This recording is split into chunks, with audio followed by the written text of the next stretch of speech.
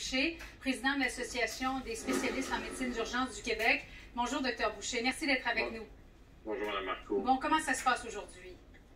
Bien, écoutez, ça fait quand même 3-4 jours que les choses se sont un petit peu calmées. Là. Les nouveaux cas sont un petit peu ça, c'est ça qu'on voit sur le terrain. Malheureusement, qu'est-ce qu'on voit? C'est un système qui est extrêmement saturé. Alors, le moindrement qu'il y a des cas un petit peu plus dans certains hôpitaux, il y a une augmentation énorme des cas. Oui, et à l'urgence, est-ce que l'urgence est à capacité maximale en ce moment? Et qu'est-ce qu'on fait si on n'a plus de place à l'urgence?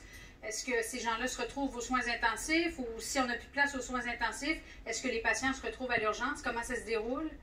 Alors, malheureusement, là, on le sait depuis le week-end, il y a des patients d'Anna-Laberge qui sont transférés à Sherbrooke, des gens de la Rive-Sud qui sont envoyés aussi loin que Saint-Hyacinthe. Avec un système saturé en ce moment, le moindre augmentation des cas fait qu'on n'a effectivement plus de place dans nos hôpitaux puis il faut transférer les gens. On espère ne pas avoir à transférer à Québec ou des endroits comme ça, mais c'est ça qui rend les choses difficiles en ce moment. On remercie la population. Ils viennent quand même en moins grand nombre aux urgences. Quand ils viennent, c'est pour des vrais problèmes. Il faut leur rappeler qu'il ne faut pas avoir peur de venir aux urgences quand on a des problèmes non plus. On fait excessivement attention aux patients. On s'assure qu'il n'y a pas de contamination du COVID. Mais en ce moment, il semble avoir une certaine accalmie. Là, quelques jours, on dit ça, puis dans 2-3 jours, ça va repartir vers le haut. Mais c'est important que les gens comprennent, il n'y a personne qui est au-dessus du COVID. Tout le monde, on doit penser que tout le monde est infecté, il faut se protéger. Il n'y a personne qui est une exception. Bon, je vais vous montrer à l'écran, je ne sais pas si vous avez une télévision tout près de vous, Dr Boucher, mais ce que je tiens entre mes mains, c'est un document d'une 60aine de pages. C'est le protocole national de priorisation pour l'accès aux soins intensifs. Est-ce qu'on peut encore l'éviter, ce protocole, selon vous? Oui, on peut définitivement si on peut briser la vague en ce moment, on le sait, là, si on se fie à la première vague, en diminuant les cas maintenant, il va y avoir un autre 2-3 semaines d'augmentation d'hospitalisation, d'augmentation de gens aux soins intensifs. C'est ça qui fait peur. Si on peut diminuer ou stabiliser le nombre de cas, on n'augmentera pas. Malheureusement, ce protocole-là, il existe. Il était là au mois de mars. On était vraiment loin de l'avoir utilisé. Mais dans cette deuxième ou troisième vague-là, dépendamment qu'on veut l'entendre, c'est définitivement une possibilité. Mais si les gens respectent, c'est pas si compliqué que ça. Il faut juste faire attention. La période des fêtes nous a fait excessivement mal. Là. Les études n'arrêtent pas de sortir que tout le monde pensait être l'exception, puis personne pensait donner le cadeau de la COVID à sa famille. On espère que les gens vont changer d'attitude, là.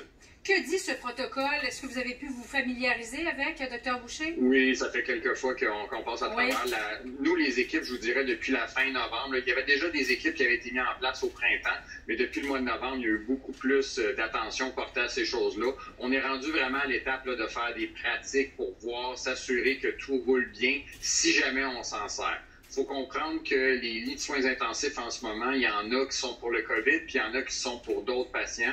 On envoie des témoignages de patients qui attendaient des opérations très importantes qui se font canceller. Alors ça, c'est une manière d'avoir des lits de soins intensifs. Malheureusement, les patients qui attendent ces opérations-là, eux aussi peuvent avoir des conséquences.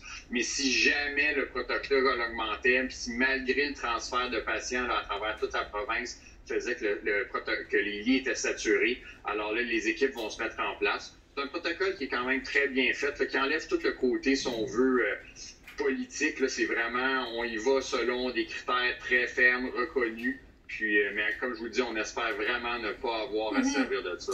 En venir là, mais finalement, c'est de donner toutes les chances possibles aux personnes qui ont davantage de chances de survie.